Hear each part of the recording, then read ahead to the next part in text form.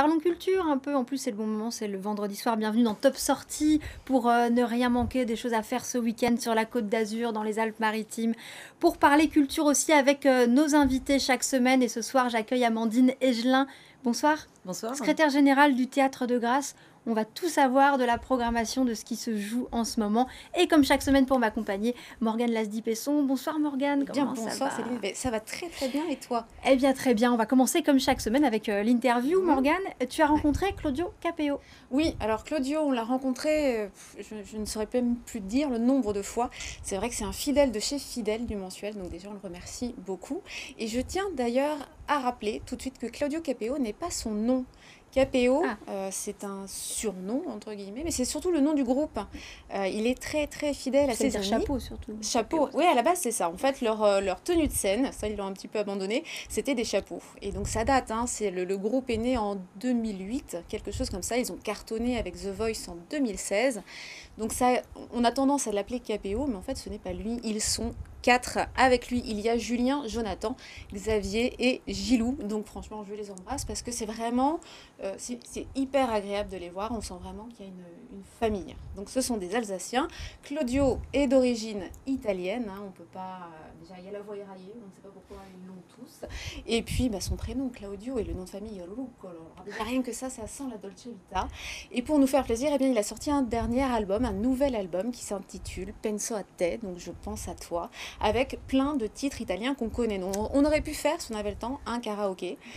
On ne peut pas. Alors dedans, on a du Eros Ramazzotti, on a du Paolo Conte, etc., etc. Il sera demain soir, c'est pour ça que je vous en parle, il sera demain soir en concert au Palais des Festivals à Cannes, donc avec son groupe, avec ses chansons italiennes et puis également toutes les précédentes. Le Ça va, Un homme debout, etc., etc. Donc Claudio Capéo, en interview, c'était à Cannes aussi, il y a quelques mois, et puis demain en concert à Cannes. Allez, on va l'écouter. J'irai bien même demain, senza una donna che mi ha fatto morire.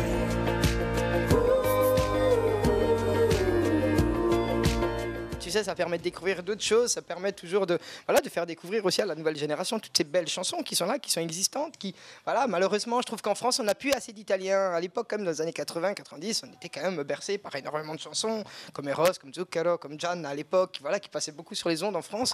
Voilà, ça a été un peu... ils les ont mis un petit peu de côté, je trouve ça dommage, parce que la culture permet aussi le rapprochement, permet de pouvoir, de pouvoir mélanger tout ça, et puis finalement, on s'est retrouvé la France, le français, tu vois. C'est dommage.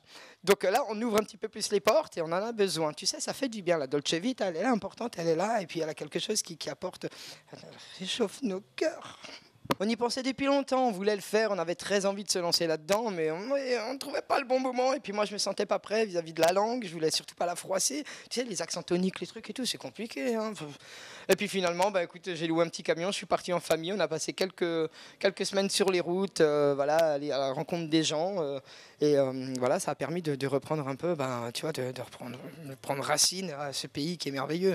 Voilà, l'Italie qui est bon. C'est marrant parce que je le dis souvent en ce moment, c'est quand je suis en France, je me sens vraiment français, quoi. Tu vois, je suis vraiment français, mais quand je suis en Italie, je me sens tellement italien, quoi. Tu vois, donc en fait, je suis bien partout. Io non dormo e penso a te.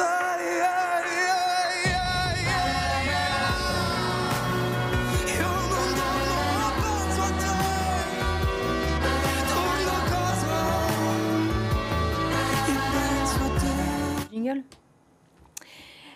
L'invité ce soir de Top Sortie est donc Amandine Egelin. Donc vous êtes secrétaire générale du Théâtre de Grasse. On va tout savoir de cette programmation. C'est quoi les belles surprises là, de cette fin d'année ? Alors on a de très belles choses effectivement sur novembre et décembre. On reviendra tout à l'heure sur Vincent de Dienne qu'on reçoit ce week-end. Mais donc le spectacle ensuite, donc on va recevoir les 10 et 11 novembre. C'est un seul en scène avec Jean-Pierre Daroussin. Première fois que Jean-Pierre Daroussin est tout seul sur un plateau. Il est mis en scène par sa femme qui s'appelle Anna Novion et le texte est écrit par un de ses amis qui s'appelle Jean-Michel Gian, qui est un spécialiste de Rimbaud. Et donc Daroussin incarne Alors, on hésite entre est-ce qu'il incarne vraiment Rimbaud ou est-ce qu'il incarne quelqu'un qui est interné et qui se prend pour Rimbaud.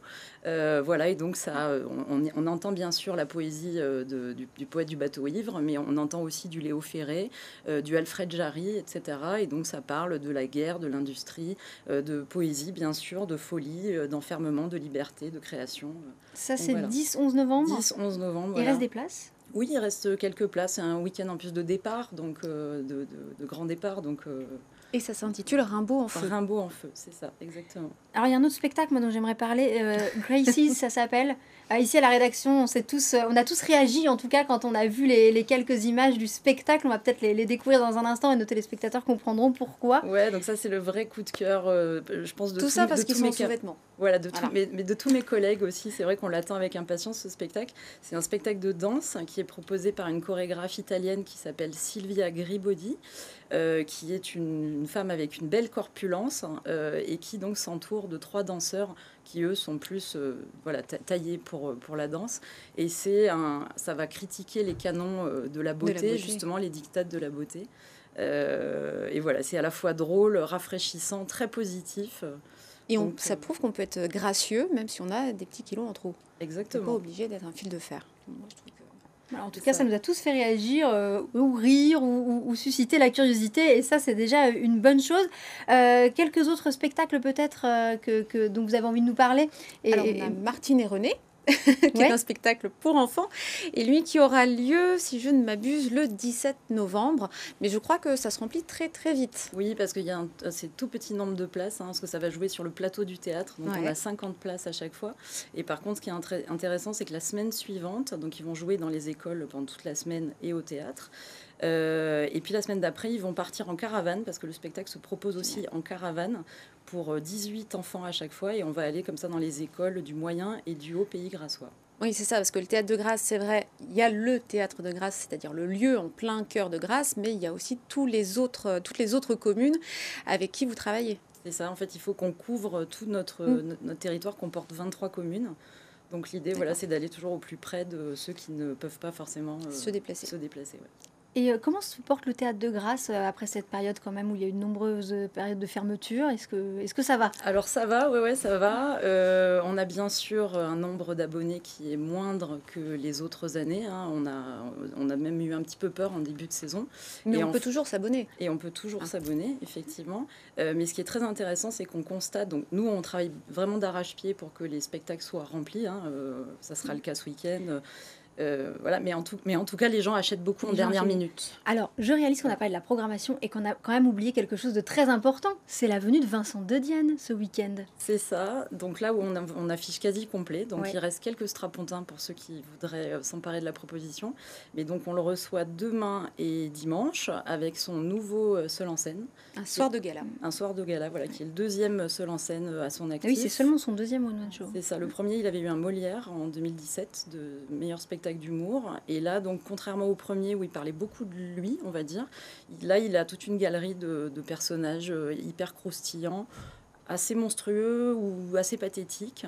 Ça va de la petite fille précoce qui ne supporte pas que son père se remarie à une bourgeoise extrêmement snob et prétentieuse qui s'épanche auprès de sa femme de ménage en lui disant qu'elle s'emmerde tellement dans la vie qu'elle pourrait tout à fait en venir à l'aider, à aider sa femme de ménage. Bon, et bien voilà, si on veut voir Vincent De Dienne au Théâtre de Grasse, on se précipite sur les toutes dernières places vraiment pour le découvrir ce week-end. Merci beaucoup Amandine Egelin d'avoir été avec nous. Alors si je peux me permettre, ce soir, il y a quelque chose de spécial au Théâtre de Grasse à 20h, 20h30. C'est à 20h et c'est ce qu'on appelle, nous, un open mic, donc session ouverte gratuite en entrée libre pour les rappeurs et slameurs en herbe. Ben voilà, si on n'a pas de place pour Vincent De Dienne, on y va ce soir.